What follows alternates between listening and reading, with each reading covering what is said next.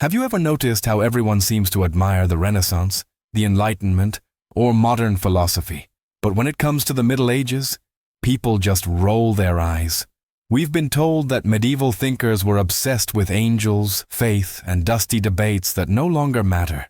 But what if that's not true at all? What if the Middle Ages weren't the Dark Ages, but rather one of the brightest intellectual periods in human history? The truth is, almost nobody really understands medieval philosophy. Even students of philosophy often skip straight from Aristotle to Descartes, as if 1,000 years of thought simply vanished into thin air. But here's the secret.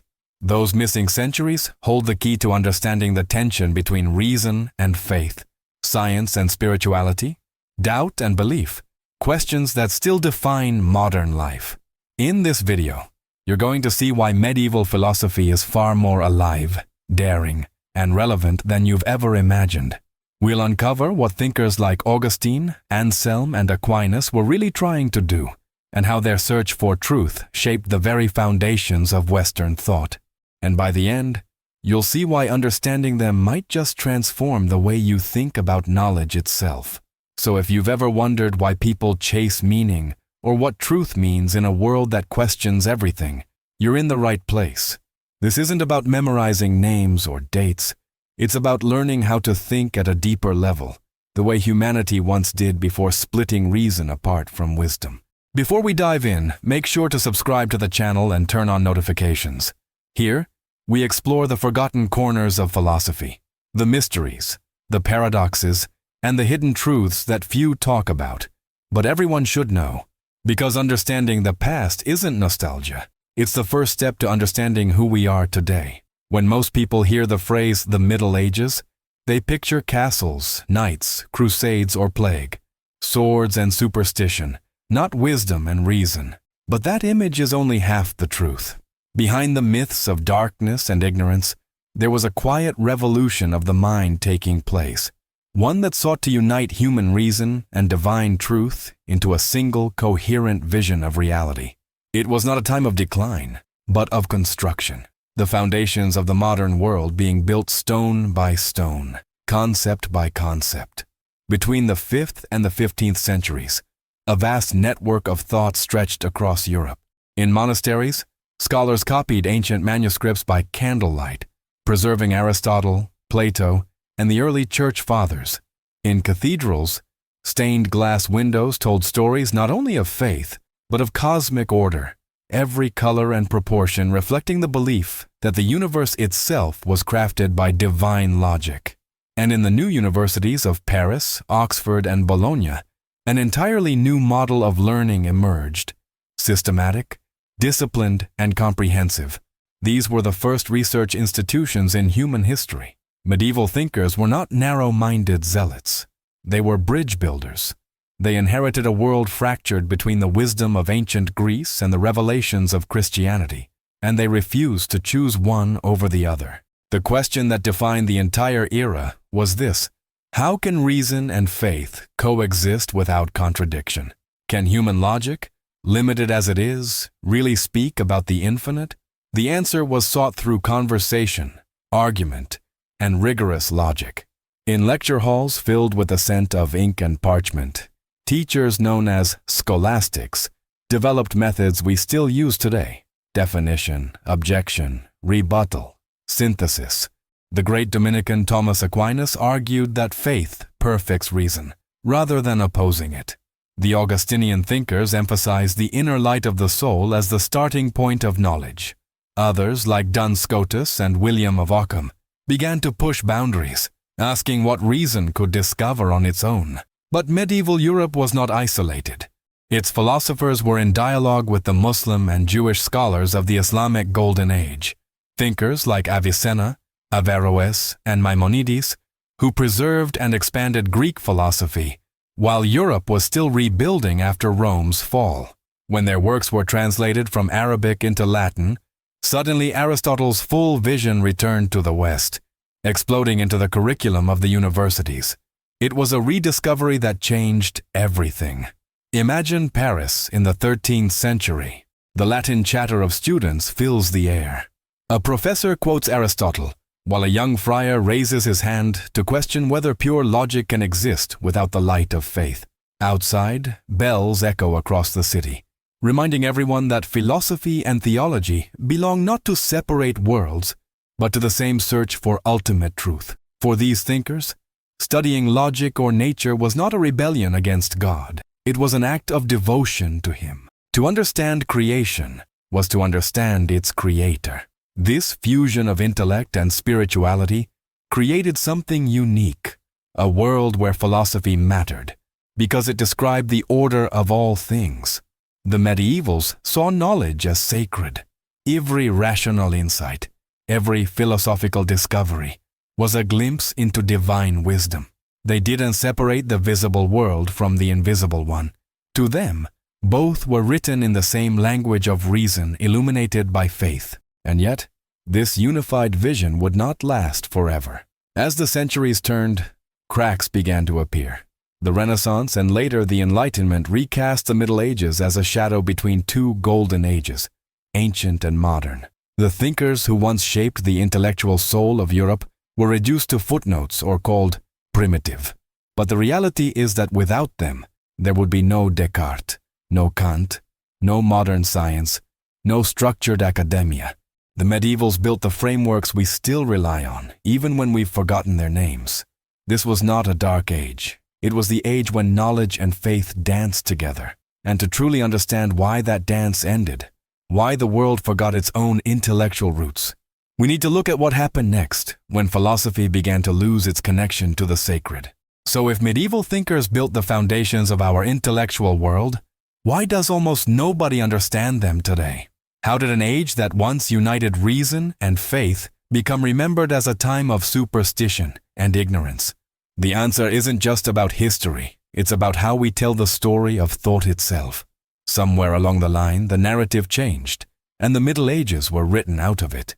When the Renaissance arrived, its thinkers saw themselves as awakening from a long sleep. They looked back at the Middle Ages and called them the Dark Ages, a phrase still echoed centuries later. Of course, this wasn't entirely fair. Calling something dark doesn't describe the period. It reveals the bias of those declaring the light. The Renaissance celebrated the rediscovery of classical art and humanism, but to glorify itself, it needed a contrast, an era to look down upon. The philosophers and theologians of the medieval world became the convenient scapegoats for a myth of progress. Then came the Enlightenment, and that myth took deeper root. Thinkers like Voltaire and Diderot painted the entire Middle Ages as 1,000 years of blind faith, a prison that reason finally escaped. The new age of science and secularism needed its founding story. Humanity freed itself from theology and entered the light of modern reason. To make that story work, medieval philosophy had to be misrepresented. It was no longer seen as a sophisticated attempt to harmonize faith and knowledge, but rather as an obstacle that had to be overcome. From that moment, the very project of synthesis that defined the Middle Ages was recast as confusion.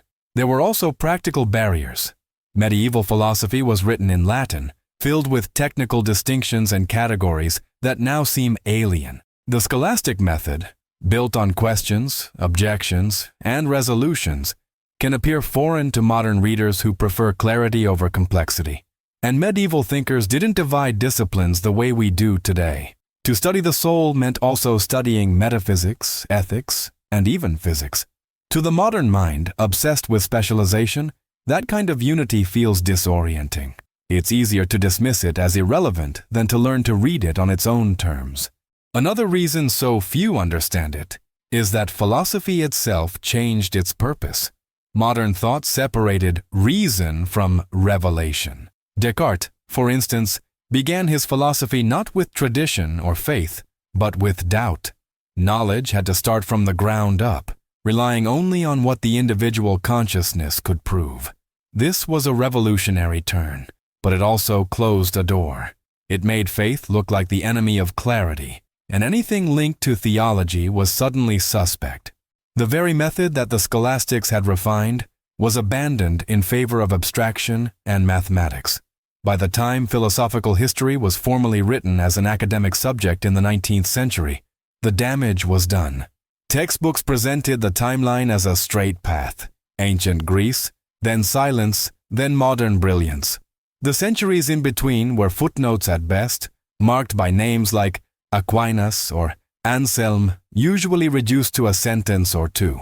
As a result, the modern world inherited not ignorance about medieval philosophy, but a distortion of it, an echo chamber that kept repeating its own misunderstanding. Yet this collective amnesia has a cost. When we ignore medieval thought, we lose the ability to see how reason and purpose can coexist. We forget that logic and meaning were once part of the same enterprise. The medievals didn't believe in thinking for its own sake. They believed that thought itself was sacred, that truth was not invented, but discovered. Their worldview might not fit our modern categories, but that's precisely why it matters. It challenges us to rethink what philosophy is supposed to do. Understanding why nobody understands medieval philosophy is the first step to recovering it. The Renaissance and Enlightenment didn't destroy the medieval mind. They simply hid it under new words and new assumptions. But the wisdom is still there, waiting between the lines of text most people never open. And when we uncover it, we're not returning to the past. We're rediscovering the foundations of thinking itself. If we want to understand what medieval philosophy truly was, we must go beyond the myths and meet the minds who built its soul. 3 names stand above the rest: Augustine, Anselm, and Aquinas. Each of them represents a different moment in the great conversation between faith and reason, a bridge between worlds that still shapes how we think about truth, knowledge, and existence today. Let's begin with Augustine of Hippo, a man from the edge of the Roman Empire who lived in the 4th and 5th centuries. Augustine's philosophy is a journey inward. Before the Middle Ages had even begun, he planted the seed of what would become its intellectual heart, the belief that the path to truth begins inside the human soul. After years searching for meaning in pleasure, politics, and science, he realized that certainty comes only from the mind's encounter with itself. His idea was revolutionary, that the human soul bears the imprint of eternity because it was made in the image of God. For Augustine, knowledge was not something we acquire from outside, but something we awaken within. "Do not go out," he wrote. "Return into yourself. Truth dwells in the inner man." This conviction shaped the entire medieval worldview. The mind, properly guided, could reflect divine light. Every act of understanding was a small revelation, an echo of a higher truth inviting us to look beyond appearances. Augustine didn't divide faith and reason. He saw them as 2 breaths of the same life, reason seeking understanding, faith providing direction. From Augustine's introspective vision emerged another step in the story: Anselm of Canterbury, living in the 11th century. Anselm believed that the mind's desire to understand was itself an act of faith. His famous motto was faith seeking understanding. He argued that belief is not the opposite of thought, but its beginning. For Anselm, to believe is to trust that truth exists before we find it, and therefore, reason becomes an act of love, reaching out toward the infinite. Anselm is often remembered for his ontological argument, a daring attempt to prove God's existence through pure logic. He asked us to imagine that than which nothing greater can be conceived. If such a being can exist even in the mind, he reasoned, it must exist in reality as well, because existence in reality is greater than existence in thought. Whether one agrees or not, the argument marked a turning point. Philosophy was now capable of reasoning about the highest realities without abandoning faith. For Anselm, logic was not a cage but a ladder to the divine. And then came Thomas Aquinas, the towering figure of the 13th century, the mind who gave medieval philosophy its most complete form. Aquinas found himself at a crossroads. Aristotle had returned to Europe, bringing a vision of knowledge built on observation, logic, and natural causes. Many Christians feared these ideas contradicted revelation, but Aquinas saw harmony where others saw danger. He argued that reason and faith, far from enemies, are 2 lights illuminating the same truth. Nature and grace, philosophy and theology. Each reaches what the other begins. In his great work, the Summa Theologica, Aquinas built an entire universe of reasoning, from the nature of being and motion to ethics, politics, and metaphysics. He showed that reason could demonstrate much about the world, but that revelation completed what reason could not. To him, philosophy was not about proving faith wrong or right, but about understanding creation in the most rational and structured way possible. Every question he asked followed a disciplined pattern: propose, challenge, answer, refine. It was a cathedral of logic. These three thinkers did more than blend faith and reason. They gave the Western mind its framework for seeking truth. Augustine taught that truth begins within. Anselm showed that reason grows from faith. Aquinas proved that faith and intellect could work hand in hand without contradiction. Each one turned thought into devotion, reason into worship, and knowledge into a form of praise. They weren't trying to escape the world, but to see it as it truly is: ordered, meaningful, radiant with purpose. Their legacy reminds us that philosophy was never meant to be a cold exercise in abstract logic. It was always a passionate pursuit, the love of wisdom itself, guided by wonder. If you followed this far, you might be wondering, why does any of this matter today? Why should we care about thinkers who lived hundreds of years ago, writing in Latin about faith, reason, and the nature of being? The answer is simple: because the questions they asked are still the ones haunting us now. The medieval philosophers were trying to do something we've almost forgotten how to do: to see truth as something whole. In our age, knowledge is fragmented. Science belongs to one realm, ethics to another, faith to a private corner. And meaning?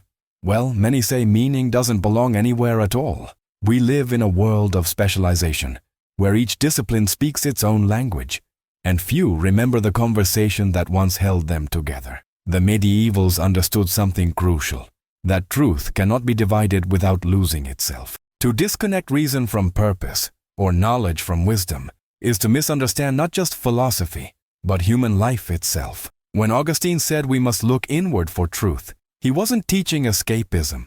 He was describing a universe where the human mind mirrors divine order.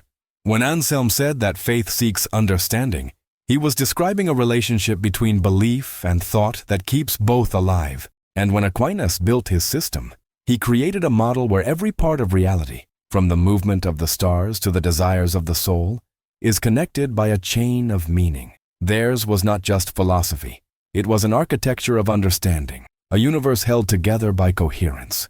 We, on the other hand, have inherited a worldview that often celebrates fragmentation as freedom. But as our sciences grow sharper and our technologies more powerful, our sense of purpose grows dimmer. We know how things work, but not why. We measure more, but understand less. The medieval philosophers remind us that knowledge without wisdom collapses into confusion, and reason without love turns into calculation. They understood that thinking was never neutral. It was always moral, always aimed toward the good. Re-engaging with medieval philosophy doesn't mean turning back the clock. It means recovering a lost balance, the ability to see the unity between logic and mystery, evidence and faith, intellect and soul. It means remembering that questions like, what is truth, or what is the good life, are not outdated. They're eternal, and they require a kind of thinking that dares to ask not only how things happen, but why they matter at all. There's also a quiet beauty in this rediscovery. Reading the medievals forces us to slow down, to think in a language that resists shortcuts. It trains the mind to connect ideas across space and time. It challenges the modern assumption that intelligence means detachment. For them, true intellect was not cold analysis. It was communion with reality, an act of reverence before the infinite. To think was to honor existence. Understanding medieval philosophy changes everything, because it restores philosophy itself to what it was meant to be, not a game of theories, but a way of life. It reminds us that wisdom is not a relic of the past, but a force for meaning in the present. And perhaps most importantly, it shows that even in the digital age, where algorithms shape our thoughts and time feels thinner every day, the human longing for truth remains the same as it was 1,000 years ago. We don't need to become medieval. We only need to remember what they never forgot: that truth is one, that wisdom connects, and that every act of understanding is also an act of wonder. Because once you see reality through that lens, you begin to realize that the real dark ages are not behind us. They're what happen whenever we stop seeking the light. If you made it this far, congratulations. You now understand something that most people don't. Medieval philosophy isn't just a chapter in history. It's a hidden map of how thought itself evolved and how we can think more clearly today. The Middle Ages weren't a pause between brilliance. They were the bridge that carried wisdom from the ancient world into the modern one. But here's the most important part. This journey isn't over. The same questions Anselm or Aquinas asked are still alive in you. Every time you wonder about truth, purpose, or the meaning of your own life. That's why rediscovering these ideas matters.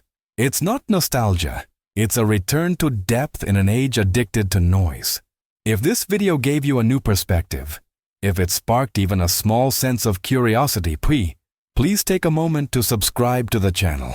Here, we explore the forgotten corners of philosophy, bringing the ideas that shape the world back into the light. And now, I'd love to hear from you. Tell me in the comments where you're watching from and how old you are. Let's see how far wisdom can travel, across generations and across the world. Because the search for truth doesn't belong to one time or place. It belongs to all of us, and it begins right here with you.